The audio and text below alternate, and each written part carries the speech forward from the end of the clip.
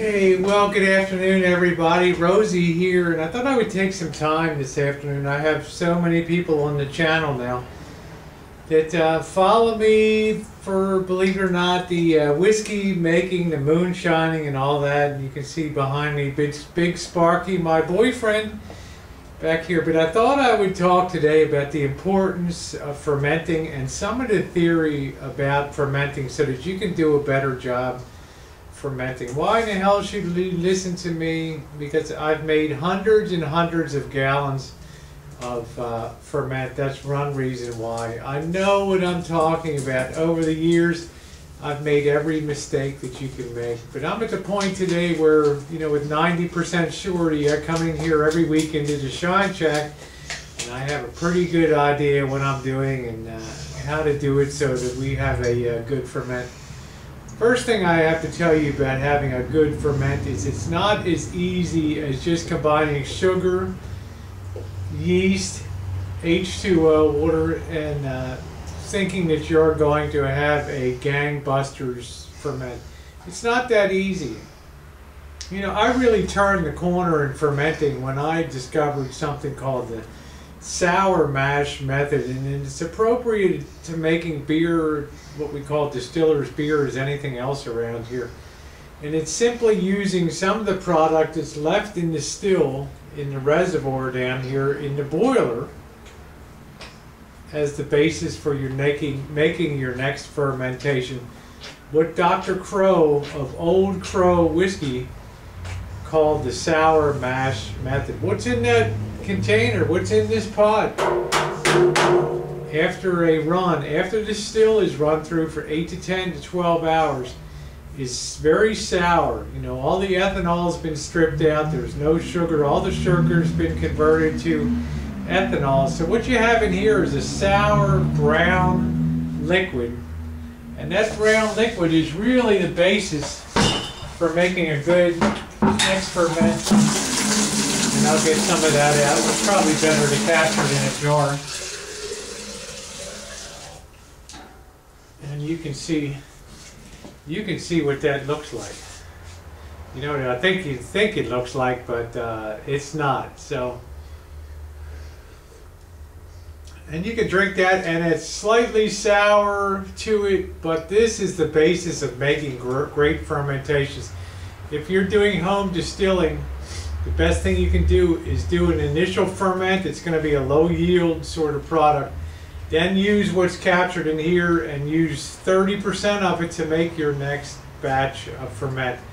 In other words, if you're using 10 gallons of ferment in the hopes to make 1 gallon of alcohol, a 10% yield, you want to put about 30% or so. You want to put 3 of those. If you're making 10 gallons, you want to put about 3 gallons of this back set from the old run in as part of your ferment. You put this in, you put your sugar in, you put your yeast in, you top it up with water, and you really have a good product that's going to ferment and take you above 10% yield.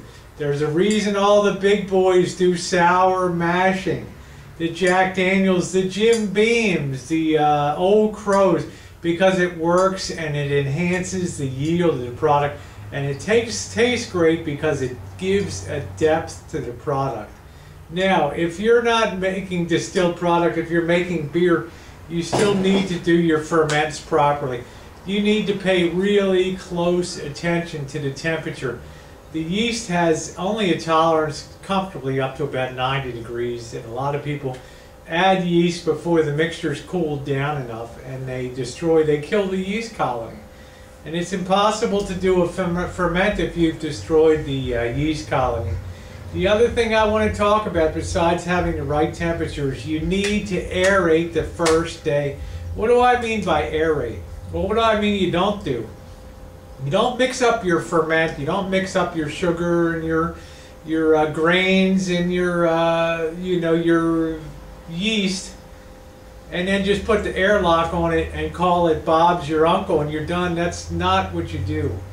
When you're done making your ferment and you've prepared your grains, I don't care if you're doing a beer ferment or you're doing a whiskey ferment or a vodka ferment, that first 12 hours, 8 to 12 hours, you've got to aerate it. You've got to get a little aquarium pump, you've got to get an air stone, and you've got to get some plastic tubing, and you got to put that air stone down in that mix, down in that ferment, and let that aerate away for 6 to 12 hours, and that's going to introduce a lot of oxygen into the ferment. Okay, unfortunately, a lot of people buy these do-it-yourself home brewing kits and stuff, but when they initially make up, you know, if you're using boiling water to initially make your ferment, which sterilizes the water, guess what? You're running all the oxygen out of that water, and the yeast needs that oxygen to establish the initial colonies of yeast. They go crazy and multiply that first day with that yeast. If you destroyed it by using the distilled water or the boiled water, there's no basis for having a good fermentation. You need to aerate that carboy, that container, those big barrels that we use to do a ferment. Aerate, aerate, aerate. Once your ferment is all set, put that stone in, aerate it for about 12 hours, then come back, remove it, then put your airlock on. You're going to have so many active yeast colonies, you're going to get a full fermentation. That means that you've taken all the potential sugars, or all the actual sugars in the ferment, and converted them to ethanol, and then it's just a matter of firing up Old Sparky and getting them out. Let's talk about yeast. One of the biggest challenges I had was finding a yeast that was effective across a lot of ranges. You know, when you're distilling, and we have a local distillery, local wine and beer supplies shop, and you can go inside and open their refrigerator, and you can see every kind of yeast under the sun. The EC 1118, which is made to champagne yeast, and you know, there's 100 different yeasts that you can try, and each one of them imparts a little bit of flavor. But I'll tell you, the craziest thing is all the yeasts that I've used in making moonshine and in doing distillation, the one that's worked best for me is the one that's commercially most available, and that's the Red Star Active Dry Yeast. If you don't have a restaurant supply house in your area, find one, drive, load up on 10 bags. It is $4, $3 a bag. They're 2-pound containers, about $5. They last about 8 ferments or so. This stuff works fantastic. It will ferment down to the 60s, and even the 50s it'll still be active. It'll still be active at 100 degrees. This stuff is fantastic. Think about using this. All right? I want you to remember what I said about fermenting, okay? Your first ferment, your first distillation, the first time you ever distill anything and make your moonshine the first time, don't even bother drinking the stuff you produce first. Don't even bother.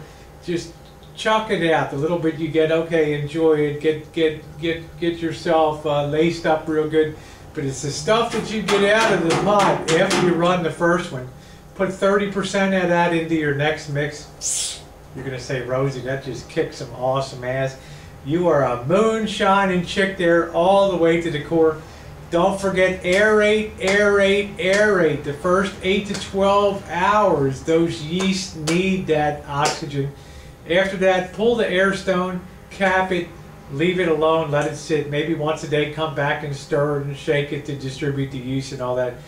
You will have outstanding ferments. None of this low yield 6% stuff. You'll have 10, 12, 13% yields. Don't forget too, Red Star yeast. Rosie certifies this. I mean, this is obviously not a little shit operation. This is the stuff for me. Okay? Learn, learn, learn. It can be a lot of fun, and it's a blast. And don't forget to comment if you have questions and things like that. I thought it was just a good day today to help some of the home brewers on some issues of the fermenting process. Thanks for watching, guys.